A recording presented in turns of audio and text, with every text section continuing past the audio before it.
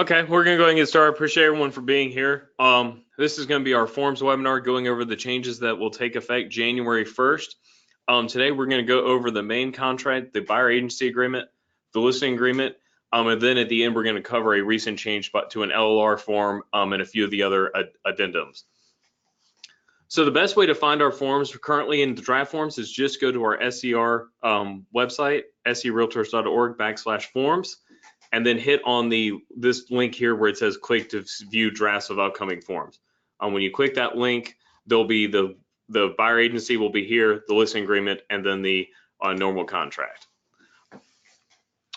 So once again, all these changes will be effective January 1st. They will not be available in non-draft form prior to January 1st, but starting January 1st, wherever you currently get your forms, whether it be through our website, .loop, DocuSign, Zip Forms, they should be there.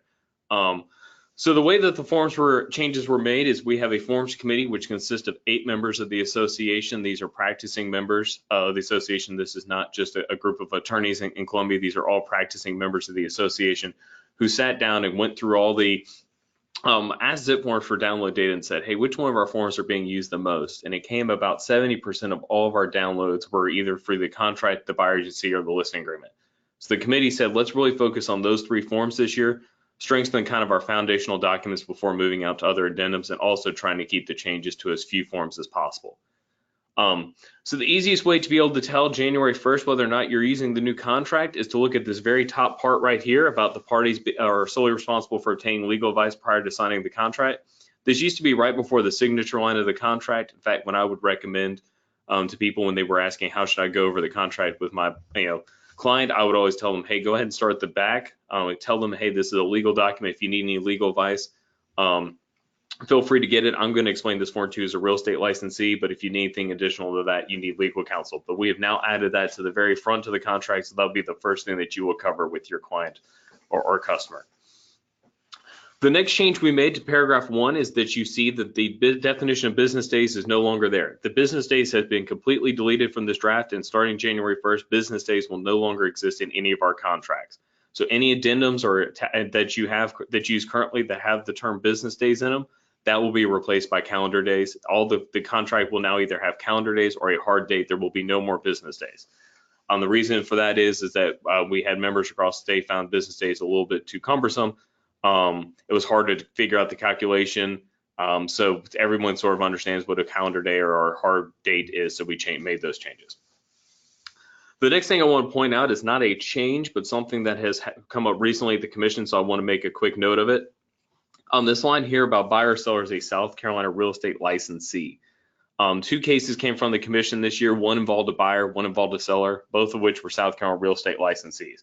They failed to check the box on this first page, but instead wrote it on the last page of the contract, made the disclosure in agent remarks on the MLS, and it had previously dealt with the licensee on the other side, so didn't feel like they needed to necessarily make that overt of a disclosure. The commission because they heard this complaint, something happened in this transaction that caused someone to file a complaint. There was testimony given that nobody was deceived, no one was misled, but because the law requires that disclosure be in bold, underlined capital letters on the first page of the contract, and they failed to check the box, both individuals were found guilty of a license law violation. So a reminder that if you yourself are buying property or if you're representing a buyer or seller who's a South Carolina real estate licensee, make sure you check the box or make that disclosure on the first page of the contract, because if you make it elsewhere, it does not count if you didn't do it the right place. The next thing we added is highlighted in yellow. So I do want to point out that anything that you see in yellow is our highlighted changes, or if it's in red language or red type, that also means it was added. But starting January 1st, all the highlights in red will go away, so there will be no more indicator of what is new. So make sure that you save this video as a reference. So South Carolina license law now requires that that the buyer and seller acknowledge that they received the disclosure of brokerage relationship form in the contract. So we've added that disclosure to the first page. Make sure that, of course, that they initial that. They will also say whether or not they received client or customer service. We are getting rid of the page 8 of the contract that you currently have and are replacing it with this partially with this disclosure. So if you have a buyer and you have signed an exclusive right to buy or an exclusive right to buyer's agency, they will check the client box. If you've not signed one of those 2 documents, then it will check the customer box. Same thing with the seller. If you have an exclusive right to sell or an exclusive right to seller's agency, then you will check the client, they will check the client box. Otherwise, it'll be the customer box. So make sure that you're doing that appropriately. Reminder that this disclosure of brokerage relationship forms needs to be done at the point of first substantive contact with an individual. So you need to either give that to have a physical copy that you can hand for them to look over, if possible, get them to sign that they acknowledge receipt, or add it to your email signature and then simply send it to them as an email. That will also satisfy the requirement under the law. Those are the only other changes we made to the first page of the contract. The next change we made is to paragraph 4. We have gotten rid of the automatic extension. Across the state, that was sort of misused or dependent on which side of the transaction you represented, whether or not you believe that an automatic extension are applied or not. So the easiest example is that a buyer waits until a few days prior to closing to change their lender so they can get a slightly lower rate. As a result, the lender is not able to meet the previously agreed upon closing date and instead needs to close 5-6 days later, which may or may not fall inside that automatic extension. Now, our current language says an automatic extension through unsatisfied contingency through no fault of either party. And the buyer will argue that, hey, it's not my fault that we're not closing on time, it's the bank's, and the seller will go, well, the only reason the bank is involved, this new bank is involved, is because you waited until 5-6 days before the closing to change lenders. So now anytime the closing date needs to be changed, it's going to require both parties to agree to it. That is a material term of the contract, so one party should not have the right to unilaterally change that or have any sort of disagreement. The committee felt, and we have research to back up, that essentially reasonable parties will come to an agreement on our changes, and parties who aren't going to want to make a deal are not going to make a deal. So anytime that the closing date needs to be changed from now on, make sure that you're doing a pen and ink change or an addendum to the contract. There will be no automatic extension starting January 1st. So earnest money is one of the sections of the contract that we get the most questions on. As a quick reminder, earnest money in the state of South Carolina can only be dispersed through a mutual agreement of the parties or a court order. It cannot be, there is no automatic dispersal of earnest money in our contract. I've been telling people that if you are currently using a contract that has contractual disbursement of earnest money, you are not only using a contract that will be outdated January 1st, you are currently using an outdated contract. Please stop using it. The reasoning is we had a case that came from the commission where the contract said if financing falls through, earnest money returned to the buyer. And then, of course, if the seller does not initiate a lawsuit within 30 days, the escrow agent is authorized to disperse the funds. That exact scenario popped up in front of the commission due to the commission's interpretation of the statute, which says if a party has a reasonable interpretation of the contract that they are entitled to earnest money, you cannot disperse. They decided that in that case that the licensee had acted improperly, and so we took all of our contractual language out of our contract. And contractual disbursement of earnest money language out of the contract. So we do have a disclosure form that you can give your clients. To remind them of this, it is Form 620 is an earnest money disclosure form. It's going to let them know that, hey, earnest money can only be dispersed through mutual agreement of the parties or a court order. Or if you have a law firm holding the funds, then that escrow agreement is going to be what dictates it. Make sure if you have a law firm that is holding funds, that it is an escrow agreement that is actually in writing, that you have your client look at it, review it, get legal advice if needed, sign it, get a copy of it, and then also I would get language put in there about whether or not for authorizing the law firm to direct communication about the funds to you as the broker. So the only changes we actually made to the earnest money section are, instead of it being due so many calendar days or so many business days after the effective date, earnest money will now be due by 6 p.m. on a hard date. Reminder, since this is South Carolina property, all times are South Carolina time. So what you need to make sure, anytime we have dates throughout the contract, you need to make sure when you're negotiating, if it's going back and forth and it's been a period of time that you've been negotiating, look and make sure that the dates that you put in there originally still make sense, so you don't sort of box your buyer or seller into a deadline of an hour or two. So make sure that you're kind of keeping a list of those dates in some sort of a spreadsheet or inside of any other file folder or something to that effect. So we did like I said, we did previously get rid of page 8, so there will be no more escrow acknowledgement signature line. That was sort of depending on where you were in the state, some believe that it was a acknowledgement that you received the funds, others believe that it was an acknowledgement that you were just serving as the escrow agent. So because of that vagueness, we got rid of it. But we do have this language in the contract that parties direct the escrow agent to communicate reasonable information confirming receipt and status of earnest money upon a broker request. So if you want to know whether or not the earnest money has been received, you simply need to ask. We also added in language at the next sentence, which is highlighted. Now that if earnest money is not delivered by the agreed upon date, the seller may terminate the contract by delivering notice to the buyer. So that's a reminder if you're representing a buyer to make sure that that earnest money is turned in when it should. And as a seller, make sure that you are communicating whether or not the money's been received. Of course, I would always recommend that the ask for money and the confirmation of receipt be made in writing and not over the phone. The next section, transaction cost, we did not change the entire thing, but we moved a few paragraphs around, so that's why we highlighted the entire section. The first thing I want to point out is the part that we have in red. So we added in the second paragraph all the costs associated with a homeowners association or transfer fees. Throughout the contract, we have a couple options where you can check one of two boxes. We see on the hotline where either no box is checked or both boxes are checked. I do highly recommend and advise you that when there's an or to only check one of the boxes, checking neither or both is going to cause issues along the way. But we have now added in language that if neither box is checked, then they will automatically default to a seller cost. If you're representing the seller and you do not want your seller to pay for these, make sure you check the buyer's box. The next thing is in the third paragraph. Throughout the core, sort of the overarching thought the committee had this year was, hey, every time we're making a change, is this going to make the contract easier or harder for our members? And one of the easiest ways they thought they can make a change was when we have in the contract several times where it's a blank of multiple percentages or a hard dollar amount and a percentage to just say, hey, instead of having two numbers that someone needs to fill out and worried that they kind of don't put the right number in there, let's just have a hard dollar amount. So now for transaction cost, it will just be a hard dollar amount. The percentage of purchase price, whichever is higher, is going away. So you will just have a hard value for those buyers' cost. Otherwise, the only other change to transaction cost is we did get rid of that line that was at the very bottom. So if someone who did use that line previously, we do have, either use an addendum or we do have space at the end of the contract, but there is no more line at the bottom of the sixth paragraph. So financing, I do want to point out if you've watched the YouTube videos I did about a month ago, there have been two slight changes to the contract since then. Both of them are in this paragraph. So make sure that you are looking at this version, and if there's a version that you had printed out previously, that you make the appropriate change.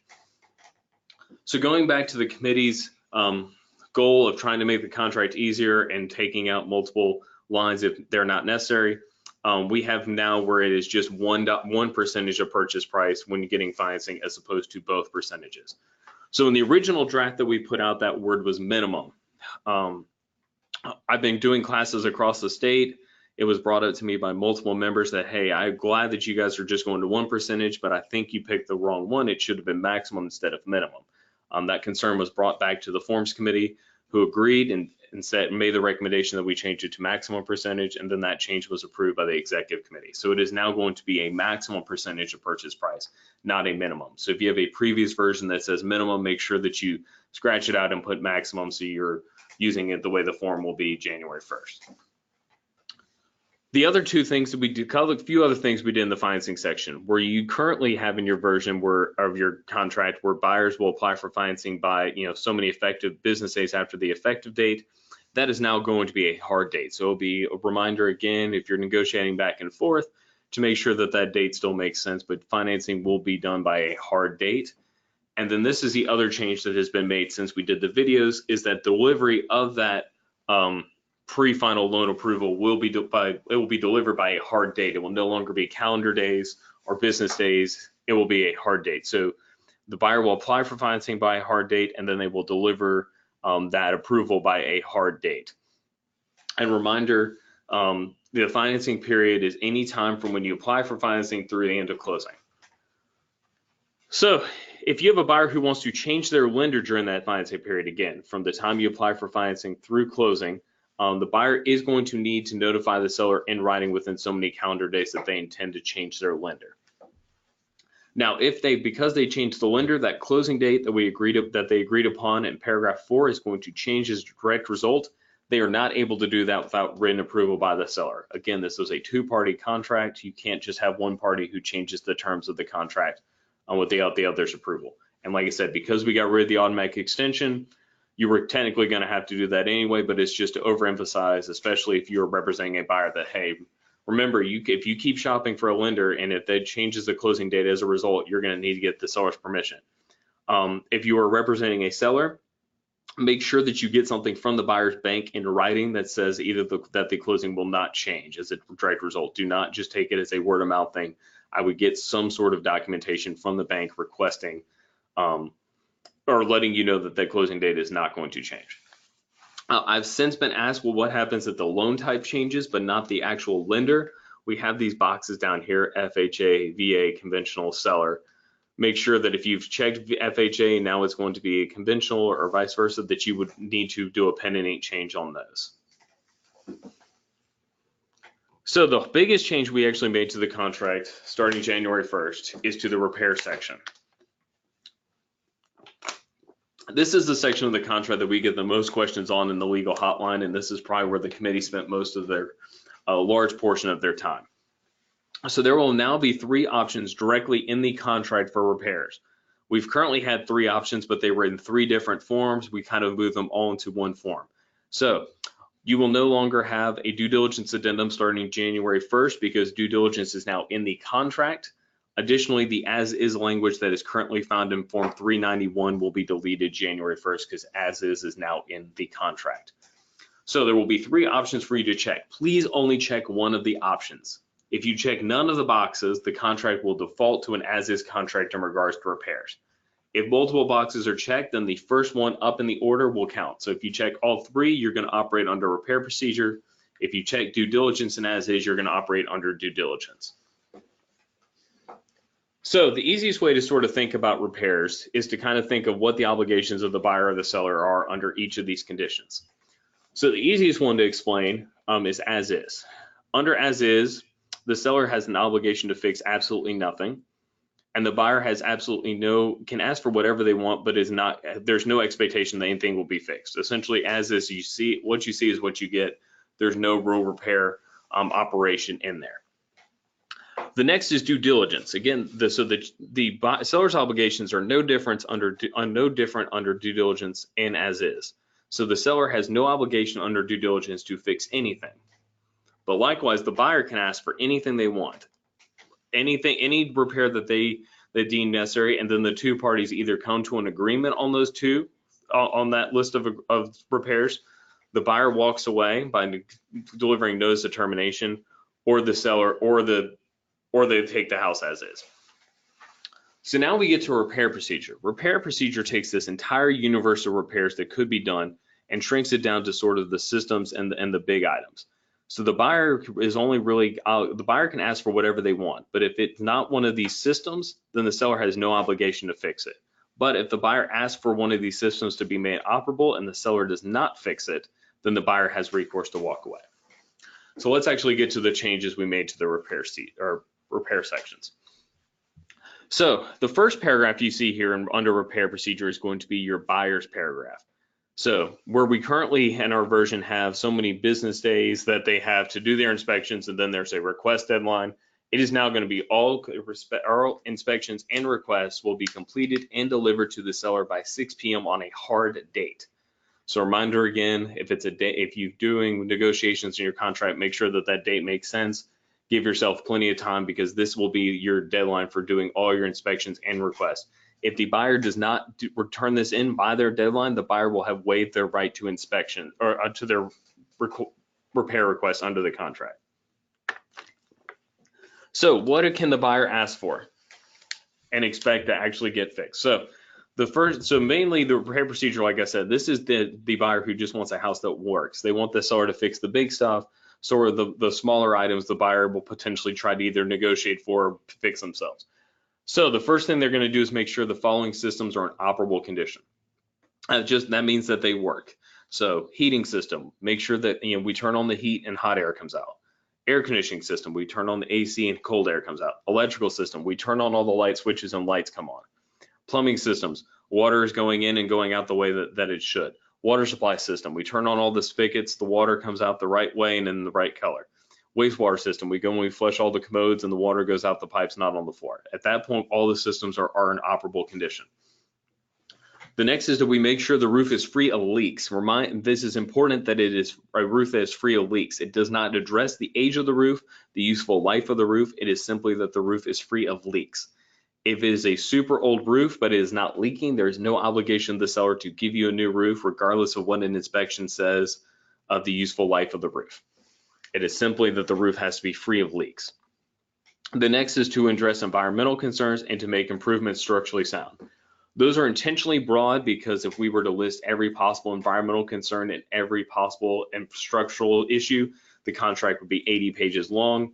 And our experience, this is usually where parties who want to buy or sell a house come to a mutual agreement, and the parties who don't, this is usually where they part ways.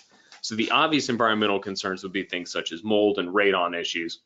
And obviously the improvement structurally sound would be, hey, there's a foundational crack, things of that sort. Other smaller items, that's going to be usually, like I said, where they negotiate. So again, if the buyer does not meet this deadline, that the buyer has waived all their rights and terms under this section.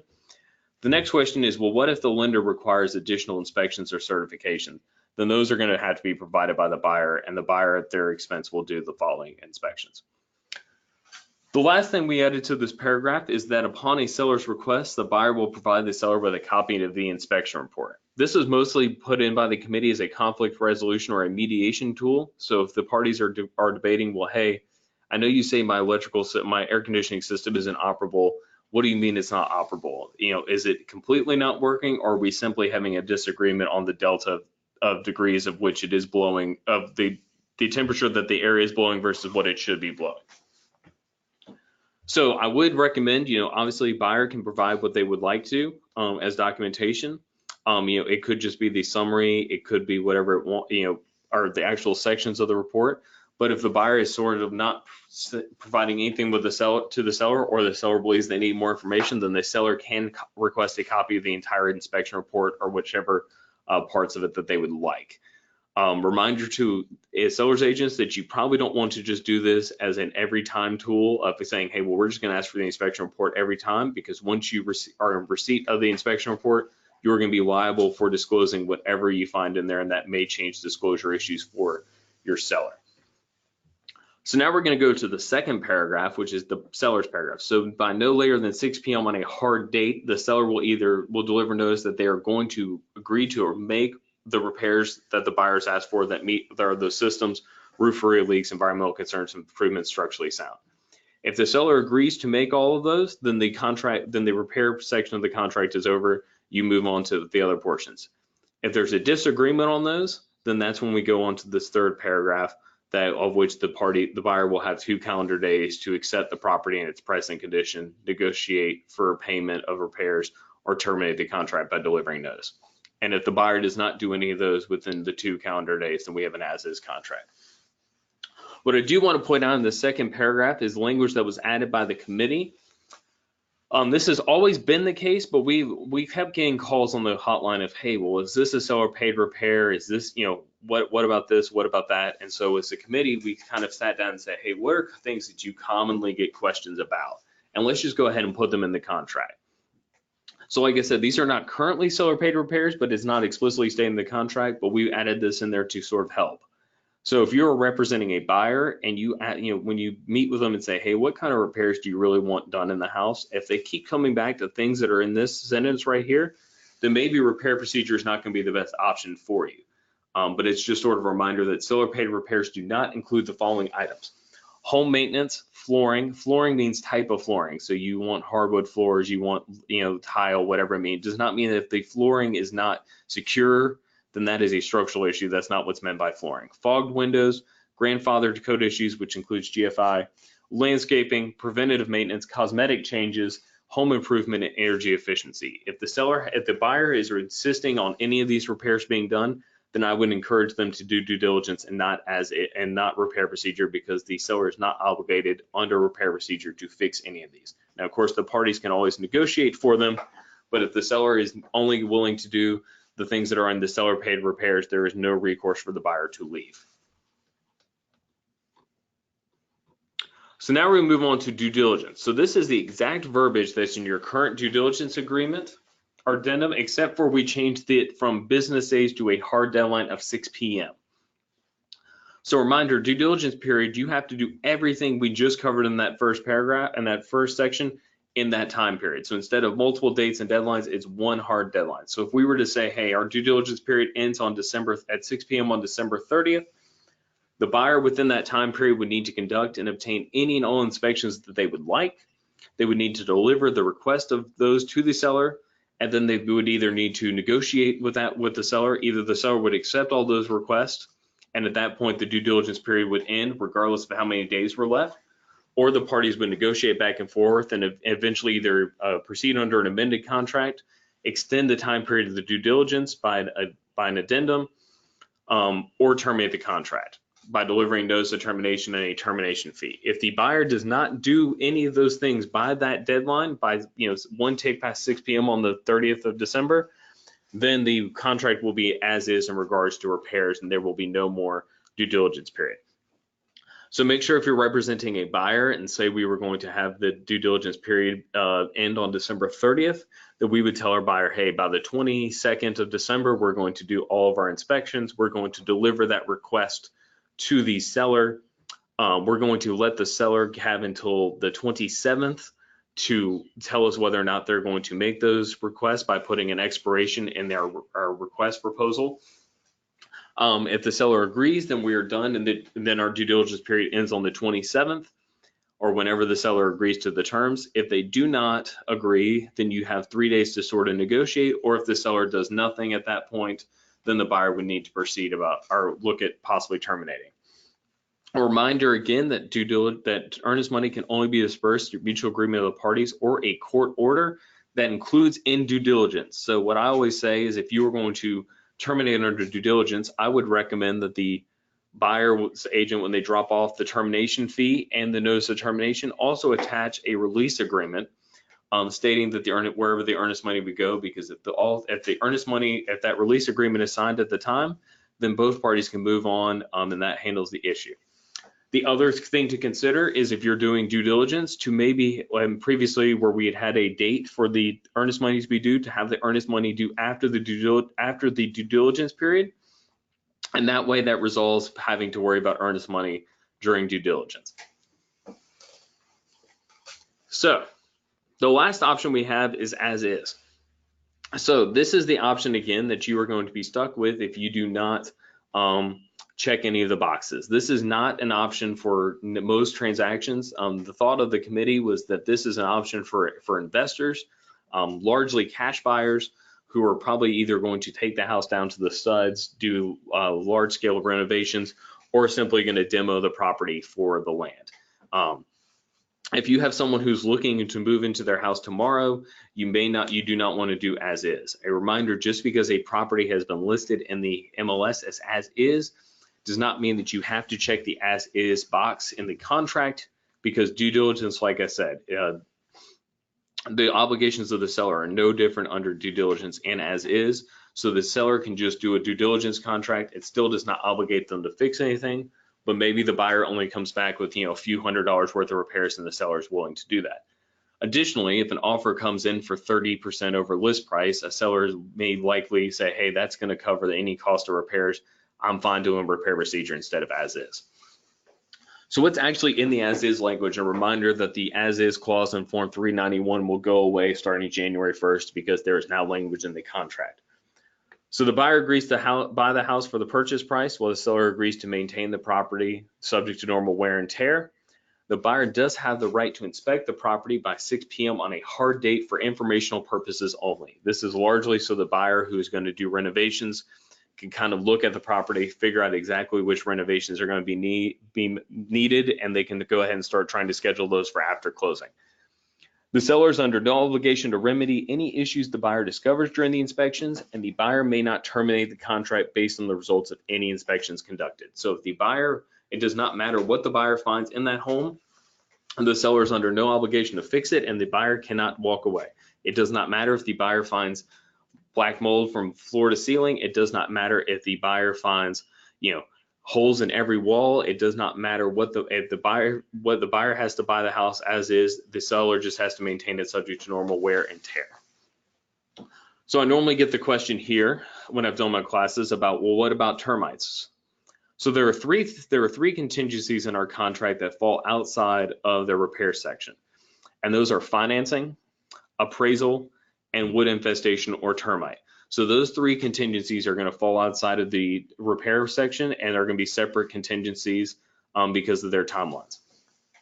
One thing I did want to mention potentially though for termites is if you have a client who is under due diligence and has a certain fear or mistrust about termites, they may want to go ahead and do a termite inspection during their due diligence period. Because under our CO100 termite inspection contingency, if termites are found in the home and the seller agrees to fix it, then the buyer has no recourse to walk on the contract. Under due diligence, if you were to do a termite inspection and they were to find termites, then the buyer would be able to walk regardless of whether or not the seller agreed to fix them or not. So if you have a buyer from a part of the country that is not familiar with termites or has a particular phobia about termites, you may want to consider doing a termite inspection during the due diligence period. So the next change we made is to paragraph 9 on inspection rights. This has probably already been market standard a lot of places, but it was not explicitly stated in the contract, so we added in there that the seller will grant the buyer the right to perform a final walkthrough inspection of the property within 48 hours prior to the closing date.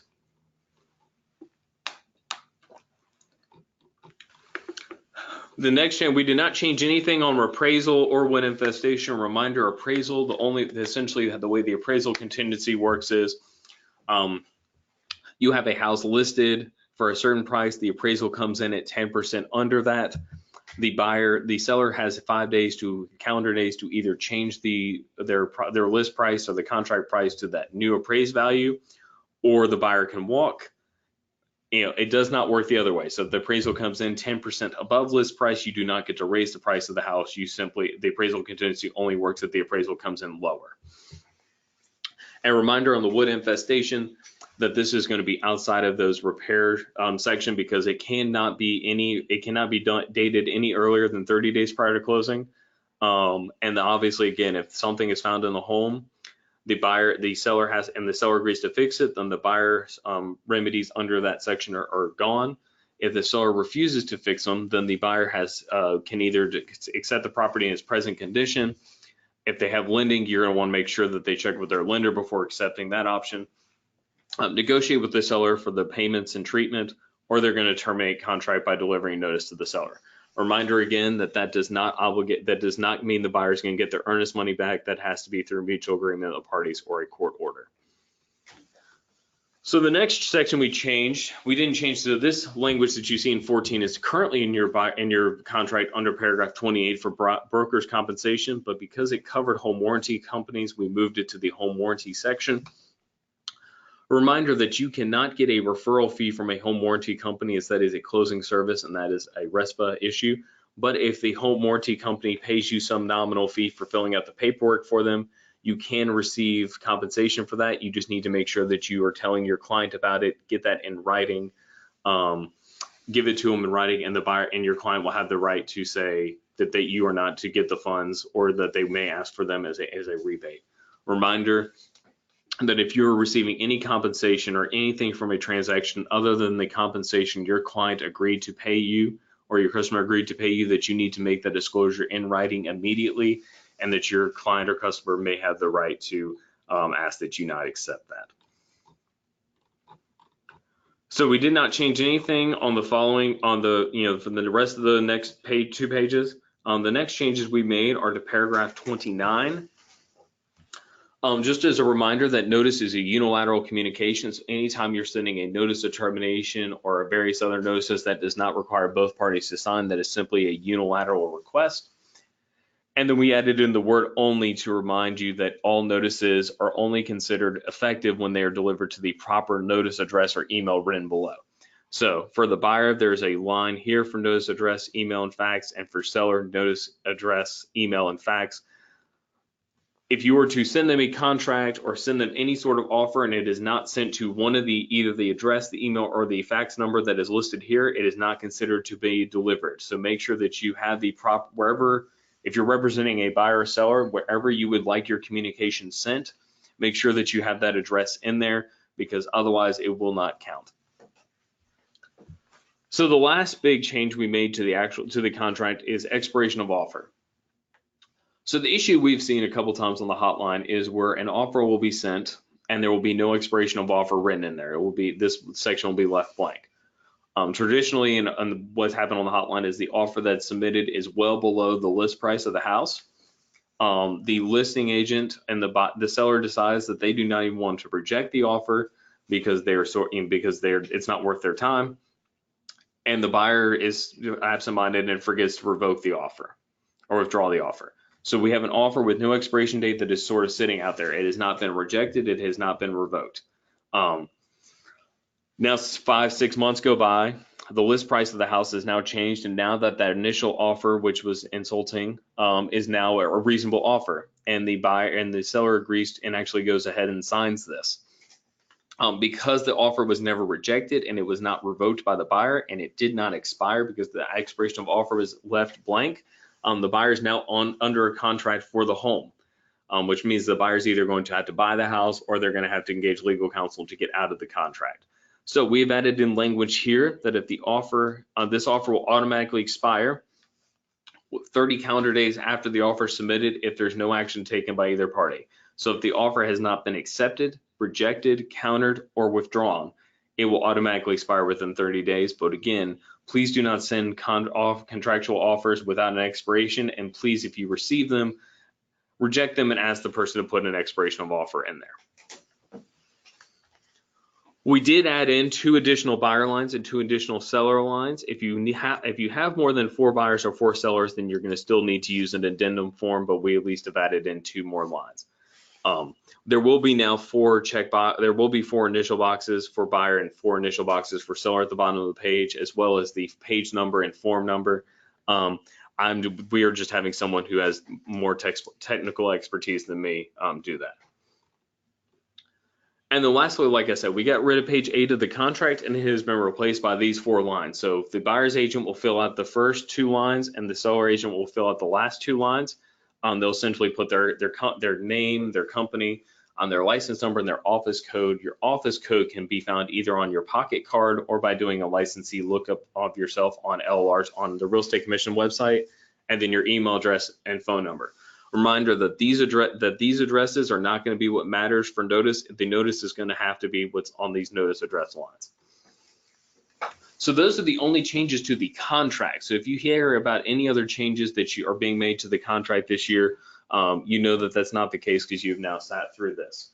So reminder again, there are a few addendums that are going to be changed due to the language changes in the contract. The first, like I said, is the due diligence addendum will go away January 1st. And then there will be slight language changes to reflect the changes in business days to forms 391, 504, and 525. So that is your clauses for addendum or addendum amendment to your buyer's sale contingency and the repair addendum. So now we're going to go over the changes to the buyer's agency agreement, the listing agreement, and then I'm going to cover a quick change to the property disclosure statement, which is an LOR form. So the buyer agency agreement, the first change that we made is more of a reorganization than an actual language change, and that's to the compensation to broker. So currently under the contract, you have option A, B, C, and D. A and B are sort of your retainer and service fees. Option C is where the buyer will pay a brokerage fee of a certain amount. The buyer's agent is going to try their best to get it out of the transaction, either through the MLS compensation or through a FSBO or through the seller. But if they are not able to do so, then the buyer is going to pay the brokerage fee. And then option D is essentially where broker will try to obtain payment of the brokerage fee out of the transaction. But if they're not able to get out of the transaction or the FSBO, then the buyer will not be responsible for paying the brokerage fee. So we found that most people were either using C or D, and so what we did is we moved those up to the top and is now under brokerage fee. So if your buyer, when they're selecting what the compensation will be, will check the appropriate boxes and then they will initial next to the option. So what used to be C is now option 1. What used to be option 2, what used to be D is option 2.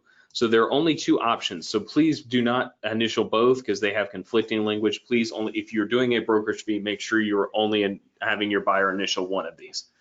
And then if there's a retainer fee or a service fee, then they will check the box on B and then fill out the number there, and then whether or not it will be credited against the brokerage fee or not. So you can check any that are applicable. This will also protect you for claims later that the buyer was not aware of what their compensation to you was, as they will have to have checked a box and initialed here, initialed the bottom of the page, and then have signed the agreement. So it's sort of a 3-way check of making sure that they are aware of what they've agreed to. The next change we made is on the last page of the buyer agency agreement, which was to include a paragraph about surveillance. So more and more houses are starting to get some sort of, video of, cameras in the house or Ring or something to that effect. So we have now are going to have you advise your buyer that just assume every house you go into has both audio and video surveillance. And because we're aware of that, we're going to conduct any and all communications about the property off-site. Key point being off-site, not in the backyard, because there are outdoor cameras. Just advise your buyer essentially, hey, if the seller was walking around with us in the house, would you say it? If you would not say it to the seller's face, do not say it in the seller's home, because there is a chance that they may be watching. And then we added in 2 additional buyer lines as well. So now there will be 4 buyer lines on the buyer agency agreement. And those are the only changes to the buyer agency agreement effective January 1st, 2020. So going on to the listing agreement. The first change we made is we flipped paragraphs 2 and 3 around. So on your current listing agreement, you actually talk about compensation to other brokerages, other agents, before you talk about the total terms of the agreement. The committee, again, saying, let's try and make the form simpler for everyone, said, why are we talking about a slice of the pie before we're talking about the entire pie? So we simply flipped the 2 paragraphs around. So you're now going to talk about the total fee. And just to remind everyone that that's the total fee, we've added in the word total next to fee and commission. And then we have moved the compensation to other agents to be the second paragraph, underneath the third paragraph, underneath the terms paragraph. So the next 2 paragraphs that we added to the contract, to the listing agreement, are on the last page. So the first one is photography. This language was in the transaction brokerage agreement last year. We sort of beta tested it there, had not gotten any negative feedback about it, so we added it in here. Make sure that you remember the answer to this question, because if a seller reads this entire listing agreement, as they should, they will have a question on this, but if you know the answer to it, it will be a very short conversation, versus if you are not sure of the answer, it's going to be a much more lengthy conversation. So under this section, the seller is going to irrevocably convey any of their audio, photography, videography rights in perpetuity involving themselves and their property to the broker for marketing and advertising or any other purposes deemed necessary by the broker. So the main reason for this paragraph is because of the internet. So you guys take photos of property and it's put on various feeds, and it goes 10,000 different places on the internet. You can't possibly be held liable for where all these photos go and be responsible for taking them off.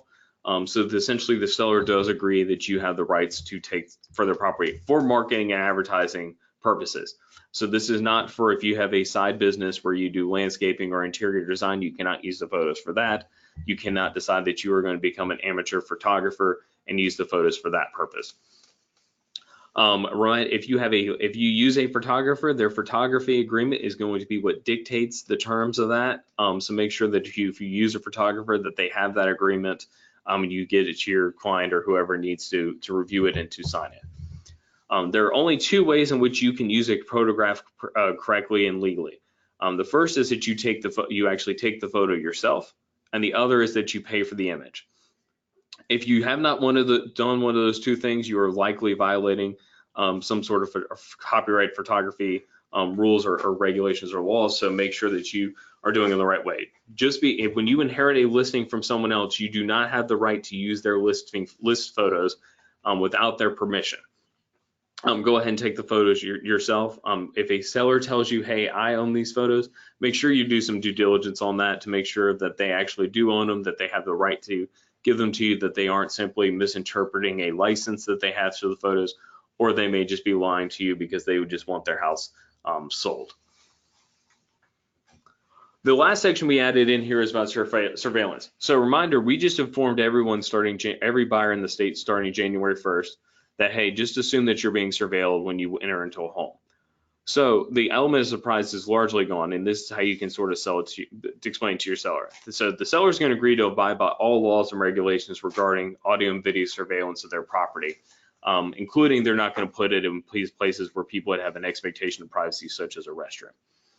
Next, the seller is going to either agree that you may or may not make disclosure of this surveillance as deemed necessary, including signage on the property or advertising or marketing. So again, you just recommended to everyone, every buyer in the state has just been informed that you're likely going to have surveillance in the house.